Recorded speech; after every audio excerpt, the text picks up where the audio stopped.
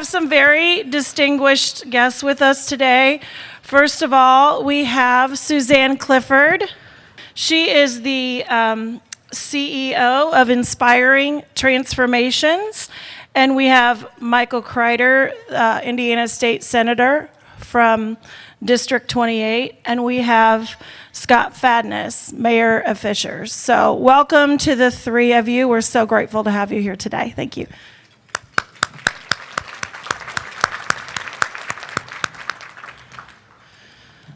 So before I hand the mics over to our guests, I wanted to tell you a little bit about Senator Michael Crider. So Senator Crider has represented the Hoosiers of East Central Indiana since 2012. He represents Senate District 28, which includes all of Hancock County and portions of Marion and Shelby counties. Senator Crider is chair of the Senate Committee on Homeland Security and Transportation, a ranking member of the Senate Committee on Veterans Affairs and the Military, and a member of the Senate Committees on Appropriations, Health and Provider Services, and Rules and Legislative Procedure. Senator Crider also serves on the Council of State Governments Transportation and Infrastructure Public Policy Committee, Midwestern Legislative Conference of the Council of State Governments Criminal Justice and Public Safety Committee, and National Conference of State Legislators Committee on Natural Resources and Infrastructure. So you're a busy guy, yeah. And he made time to come and visit with us today, so we really appreciate that. So just a couple things. If you have followed Senator Crider's work at all and his Senate bills over the years, you know that he has been a relentless voice in the Senate for school safety, social emotional learning, and mental health for Indiana's students. It was a difficult legislative session last year as Senator Crider experienced pushback from his proposed legislation due to the stigma surrounding mental health and social emotional learning. Not easily daunted, he's back for another session and continues to advocate for the well-being of students in Indiana. And for that, the Indiana School Mental Health Initiative awards Senator Michael Crider the 2020 Indiana Legislator of the Year Award. Congratulations to Senator Crider.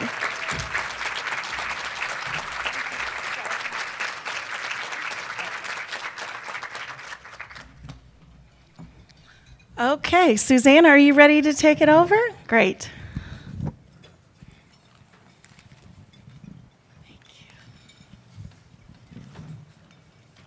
So that was a surprise. So we tricked you. But we also want you on the panel. So thank you very, very much to Senator Crider. He has just been such an amazing advocate. And it was an ugly, mean, terrible session last year.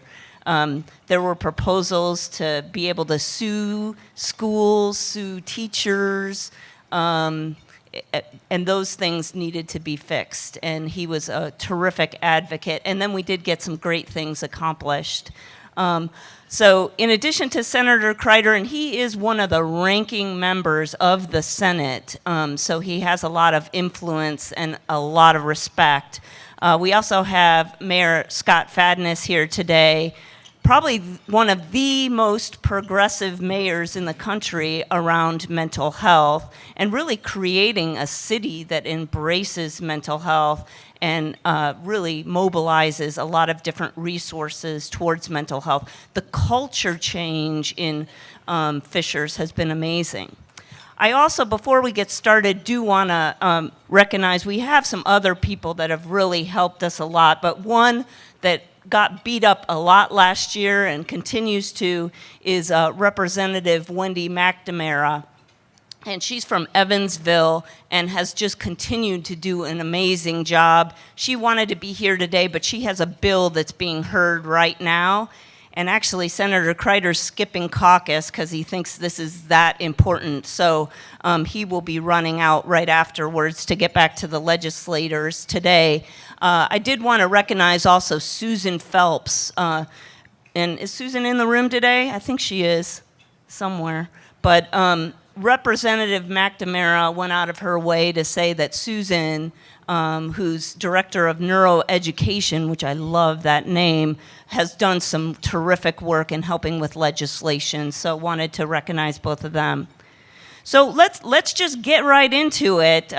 So for Senator Crider and Mayor Fadness, you guys have been really working in the legislature, especially lots and lots going on the last 2 years. But Senator Crider, I know you've been doing this for a long time and have been an advocate for a long time.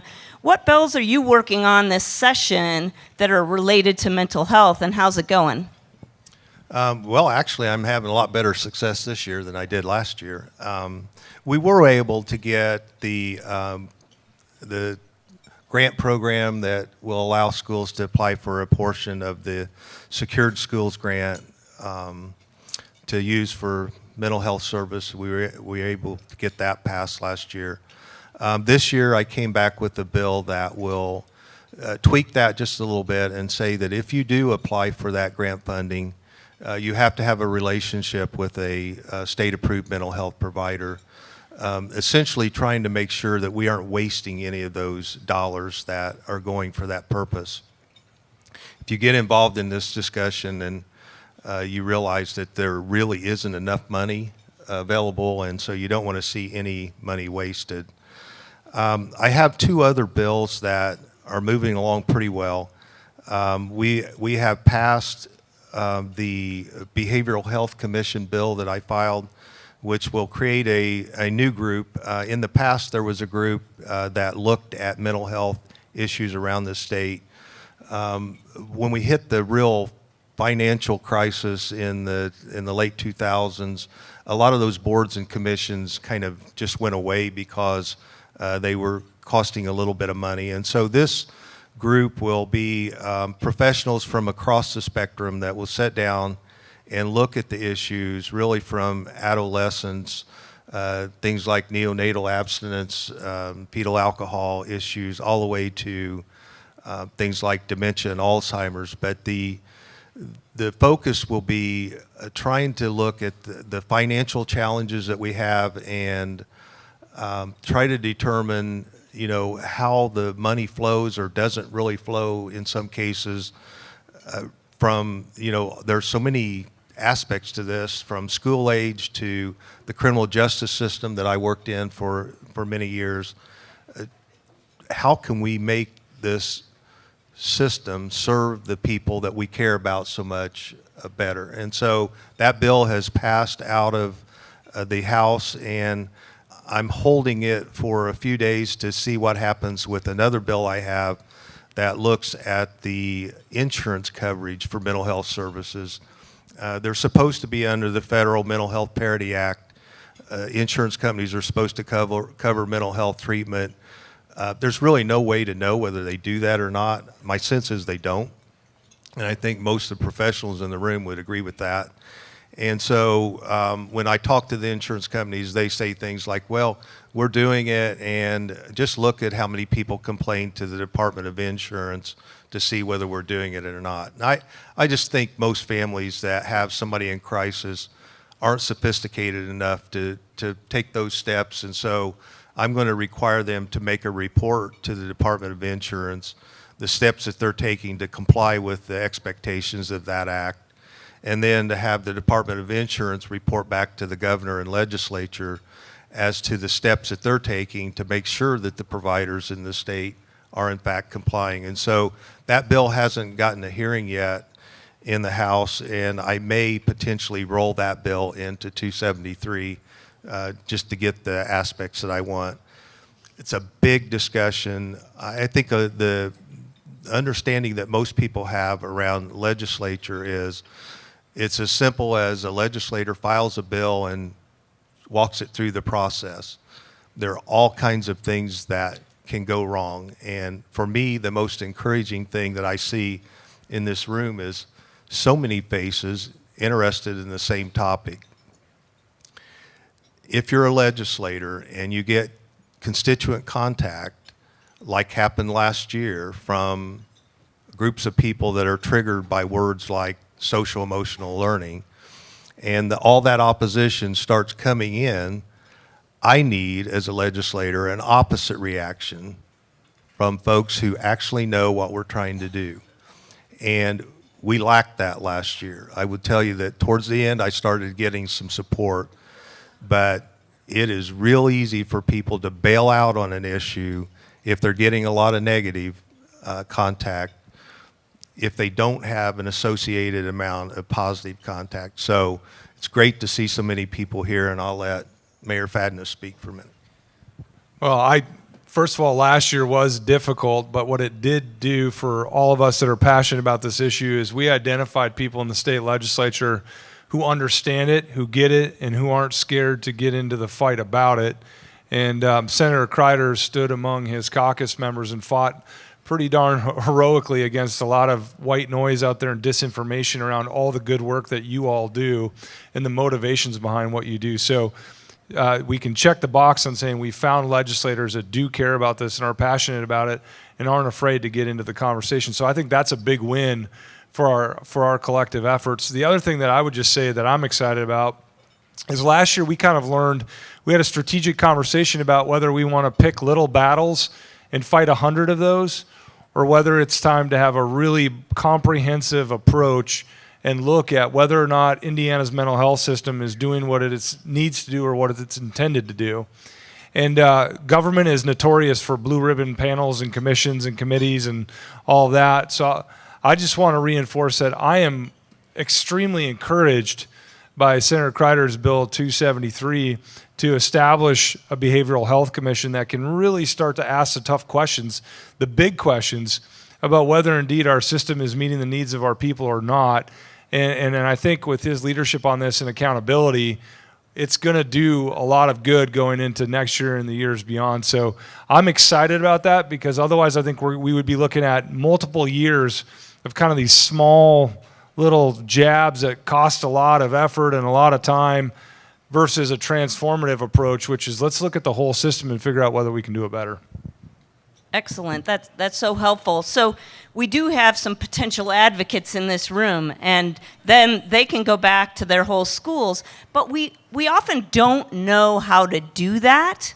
What are some of the more effective ways that people in this room could help?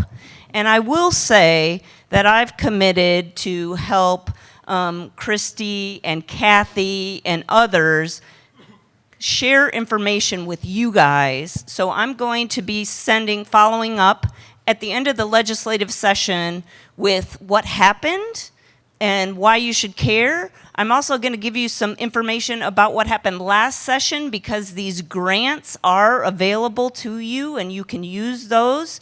So the ones that got passed last year in Senate Bill 266, the Homeland Security Secured Schools Grants, you can use that to do some mental health services and fund those. So we'll give you some information about those, and we'll also give you some information if you want additional information, or if you want to become an advocate, going to the State House and testifying, or writing your legislator, or speaking with him. So just so you know, you'll get some information after this meeting. But what are some good tips on how they can influence and how their voice truly can be heard?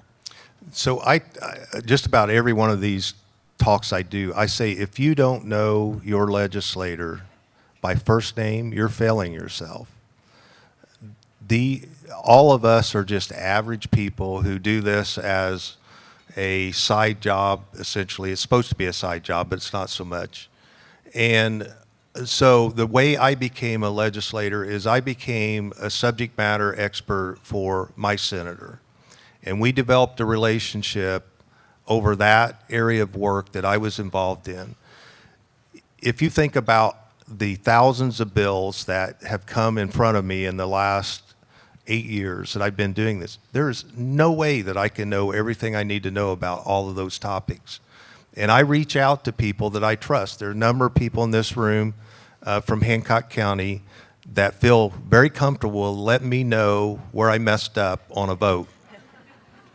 And that's perfectly fine. And I think if nothing else, I observed from the Red for Ed discussion is that you folks have the ability to make a pretty big scene when you're interested in a particular topic. And so reach out to your legislator.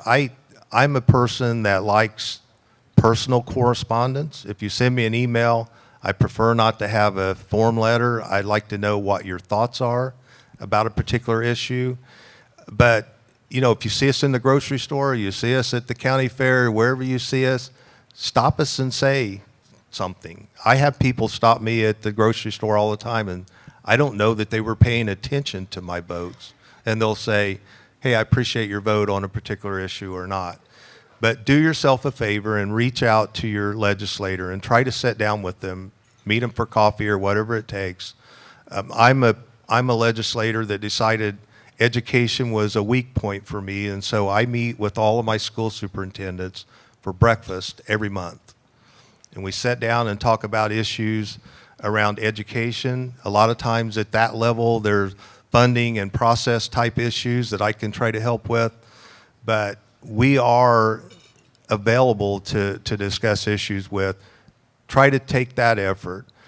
If you want to come to the State House, it's a fascinating place. We welcome folks coming and testifying in committee. But logistically, that's not going to be a situation where everybody in the room can just show up and you're going to have time for everybody to give their voice. And so if you come in a day where you think the legislator that represents you may not have a committee that morning and they have some free time, try to check that out with the legislative assistants and schedule some meetings during that time period. But I'd encourage you to come to the State House and at least see what goes on there. It's a fascinating place, a beautiful building. A lot of the kids from your schools come and serve as pages, and it's a terrific program to get a view of government also. But initiate that contact, because most of the time, I will tell you that if you pass me in the hallway, you're going to think I'm angry typically, because I'm thinking about what's happening next. And I've got 14 bills right now that I'm trying to manage through the legislative process. The folks that are more aggressive and pushing pretty hard are probably not going to reach out to you unless you've become their subject matter expert on the particular topic. So I've learned through the School of Hard Knocks about how to get something done down at the State House, and a lot of Senator Crider's counterparts would probably describe me as slightly annoying. I've been down there. The first year I went down there as a young guy, I was on the advocate side. So I thought, well, I have this passionate story I'm going to share and everybody wants to hear, and I'm going to have this bold moment of testifying in front of, I believe it was a House Ways and Means Committee. And at the time, it was previous to Doc Brown being the chairman of someone else. So I got up there, and I was, 20-something and dumb. And I started saying, well, your numbers are wrong, Chairman. I mean, this is completely wrong. By the end of the interaction, I believe he called me boy, and he told me to go back to Hamilton County. In my experience, what I've observed over a decade of trying to interact with the state legislature, you need to be both an advocate and a problem solver. And so for me, when Senator Crider was introducing Senate Bill 273 this year, I wanted to share personal experiences from my community and testimony, so I shared the fact that the night before, we buried a 13-year-old girl who had committed suicide, and the same day we had an 8-year-old have suicidal ideation. I wanted to share those stories because those are stories that you all have. I wanted to convey that. But that in itself is not enough, because there's lots of compelling and sad stories that get shared with legislators all the time on various issues. We also have to be disciplined enough to bring solutions to the table and creative problem solving. And so as schools, I would tell you, start collecting your data, start talking about the systems you're putting in place. Those things are equally as important as the advocacy that we would do down at the State House. Yeah, I think one of the most compelling pieces of data that you had, Mayor Fadness, was really working hard on school mental health and changing the culture for the whole city, and having, unfortunately, one youth suicide in the school system, but since 2013, one is unfortunately a good number compared to many school systems these days for schools those size. So being able to say, hey, we did this and it worked and there's a result, or if you're able to show some cost savings, or you're able to show, I know you guys are measuring improvement in grades. That's huge. Improvement in less disciplinary action. So I know those things are hard to collect, but that's the kind of data that really speaks to the legislators. And we will share some data about the business case for why invest in school mental health. And I know that many of you have some of that information already, but and there's some great stuff on Department of Education's website, and so please get involved. So how much time do we have? I could go on in 10 minutes, perfect. We'll open it up for questions in a couple minutes. So if you have a question, get ready. I guess we throw this thing, and I might let somebody else throw it because I'll probably hit somebody. But so what key messages would you guys think that the legislators need to know? Like, there were a lot of misinformation about privacy and, people get to go to community mental health centers and they don't ever get parent consent, and we're sneaking behind the parents' back to go get them mental health care, and that actually can't happen. You can lose your license for that. You can't bill. Mental health centers can't bill for it. So, but those were serious, very loud objections last session. So I think we do need to educate a lot. But from a big picture perspective, what are some of the big messages that both of you think that we should be sharing with the legislators? Well, I think if you want to kill a bill in legislature, you just create confusion around the bill, right? And that's what they were really effective at doing. So most people don't understand what social and emotional learning means, right? If you have a legislator visit your school, if you could show them perhaps what the lesson plan is around that and why that is important, then the next time that topic comes up, they'll at least know what somebody's talking about. But what was happening to me is the other side was coming in and saying, look, the ultimate goal here is to put a label on every child, and that label will track them for the rest of their lives. That was the message. And it will impact all kinds of things later in life for that child, like their ability to own a firearm and their ability to be licensed in particular careers, and all the things that I'm standing there and thinking, this is the most ridiculous conversation I've ever heard. But it's effective if the people that are hearing the message don't understand what is really involved in the discussion. And so I stood at the microphone for almost an hour being questioned about this particular bill. And most of the questions I was receiving were things that were already in state law. It was a message somebody had sent and said, you can't do this or you can't do that. There was a lot of discussion around what's the group that commission, I can't even think of the name now. The Commission on Children. Right, Commission on Children, and how, who was on that commission and what their particular agenda might be. And so this is still going on today. I sat and listened to Education Committee yesterday after my committee day was done, because I heard reference to the bill I passed last year. I wanted to see what they were saying. And the same individuals that were fighting me last year were in the room fighting another bill that's equally innocent in its intent. And so I think it's just such a challenging environment that anything that you can do to expose the folks that are decision makers in your community to what you're trying to accomplish, and personal stories, examples of a child that may have been in crisis where you worked with the family and you got a positive outcome, a positive result, are really powerful.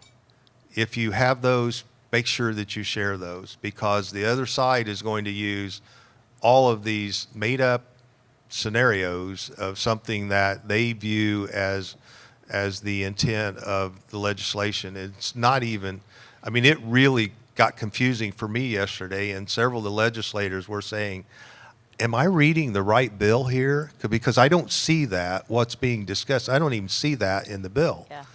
And that's the tactic. That's a tactic that works. And so just be aware of that. Do your best to educate your folks, even within your communities, because we are all in this together. The mayor here is doing tremendous work, and I have, in my past legislative efforts, tried to do bills like crisis intervention training for law enforcement, trying to get this so it's a community discussion and not just a school-based discussion. I, for several years, ran the security department of my local hospital after I retired. That opened my eyes to the challenges around mental health. Trust me, I saw it all day, just about every day in the ER. And so this has become kind of a passion for me to try to make a difference in this area. Your voices are really powerful. You may not think they are, but the other side is using their voices against us, and so make sure that you're doing your part. I would just say briefly that the other side is ideological. It is not grounded in fact or pragmatic solutions to problems. It's deeply ideological about the role of government in someone's personal life. And to confront them on the argument of whose ideology is right is a useless exercise. You're not going to win it. It's trying to convince someone that the sky's not blue. It's just not going to work. But to Senator Crider's point, I think he's spot on. Your pragmatic stories of how you're actually improving the quality of life of individuals and disassembling the disinformation that's out there is the key to long-term success for us, no matter how maddening it is to see some of the ridiculous ideological arguments they're making. I wouldn't go try to convince them otherwise, because you're not going to. I think focusing on what it is that you do every day to help the lives of these kids and these families is what, in the long term, is going to make the difference. Yeah, and I would add collaboration with the families, and when you can't, how you desperately are trying to reach out to families and engage families, and you know, if you're not able to get the parents engaged, they need to understand how difficult that can be in certain situations too. So that is a huge message out there, and just the importance of helping the kids and the impact on their education. So this is about their education. You know, it's about their lives and their quality of life for me, and not seeing them die by suicide. But many of these legislators really care about educational outcomes. So the more you can relate it to their educational outcomes, I love the idea of neuroeducation and some of those types of things, although those words scare people, so we use little words, except for smart people like this. So do we have maybe one or two quick questions? Okay, here we go. Who has a question? Hi, thanks for coming here today. I really appreciate it. And I know a lot of us were following Senate Bill 449, and I'm not sure of the version that just got sent to the House and how that came down, but could you speak to that maybe, Senator Crider? Can you remind us which one that is? Yeah, that was the bill that would send 12-year-olds to be charged as adults. And so that's been watered down quite a bit. I think the House, I'm not sure we'll even hear the bill. The chair of the committee killed that same idea last year, and so it's a difficult discussion. It really, the nexus of it was what happened in Noblesville, and whether or not the child has to actually have killed somebody in order to be eligible for that transfer to adult court. It's a really tough discussion, and you know, the kind of the scary thing for me is, if we're honest, we know that there are individuals that kind of are psychotic and can do some really horrible things. 12-year-olds? Yeah, well, I'm not sure the 12-year-olds are really have the thought capacity to do that, but that's the fact that people exist like that is what causes that discussion to happen. I really don't expect that bill to pass. Yeah, I've heard that it probably will not. And after running the state hospital system years ago, I will say there were young children that needed a lot of services, and I know you've probably had some of those, but I think hospitals are the place, Right. secure, appropriate hospitals are the place for those kids. Sure. Okay, thank you. I've been turned off here. I just thought a version got sent on to the House. It It did. did. It did, but it doesn't sound like it's probably going anywhere. But you should keep watching it. You should keep watching it. But So rumor the has it. Senate did pass a version of that bill onto the House. Yes. That's what I thought. Okay. What other questions? Okay.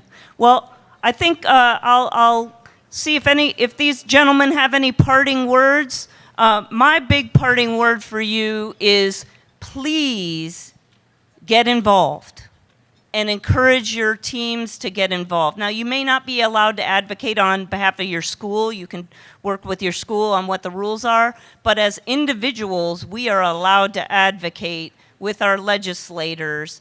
And so please get involved in some way. And I will be sending you some information via this group on how you can get involved. Thanks for having us here today. I probably, my plan when I was a young person was not to be sitting here talking to you as a state senator. It just something that happened over the years. The process is really complicated, and oftentimes it comes down to, as a person that has to vote on a bill, there's not a yellow button, there's a yes or a no button. And oftentimes it's like, is this just good enough that I can vote for it?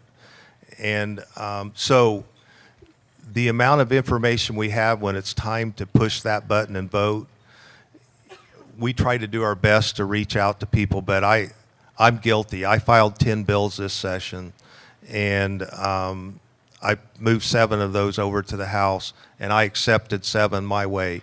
And so I am really busy, and most legislators are really busy, and we read through the bills real quickly, and we try to make sure we do the right thing. We don't always get it right. It just is that simple. So if you feel like you have strong feelings about a bill, make sure that we at least have enough information that we can factor those ideas into our vote.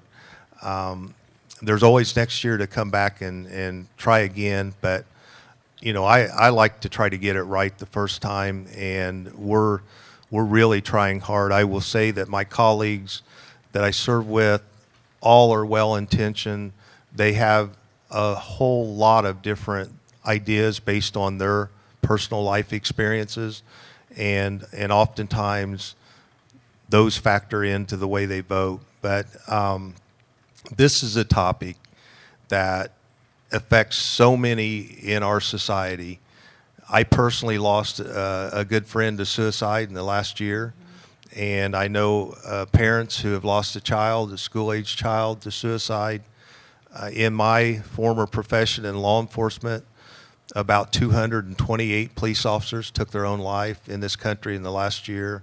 And if you look at the military veteran population, it's estimated about 22 a day.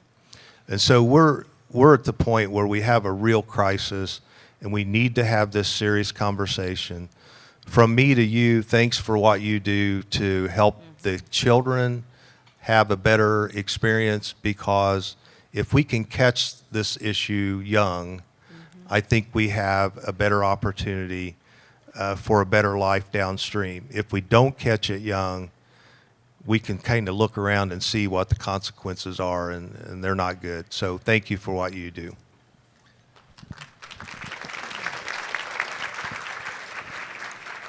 I would just tell you that having spent 7 years now focusing on mental health and thinking about Fishers, thinking about Indiana, traveling across the country talking about mental health. There's one thing I know for almost certainty, and I believe that is that things are going to get worse. The world's changing at a faster rate. Economically, things are changing in rural as well as inner cities. And I believe that things are going to get worse and become more challenging for our population. I'm so grateful to all of you for all the work that you do, that schools are still a place of compassion and a place where there's personal growth and education and opportunities. And honestly, your performance is the best opportunity we have to move your public policy agenda forward. So keep up the great work and know that you have folks like Senator Crider and others that will be your voice down at the State House. Have a great day. Thank you.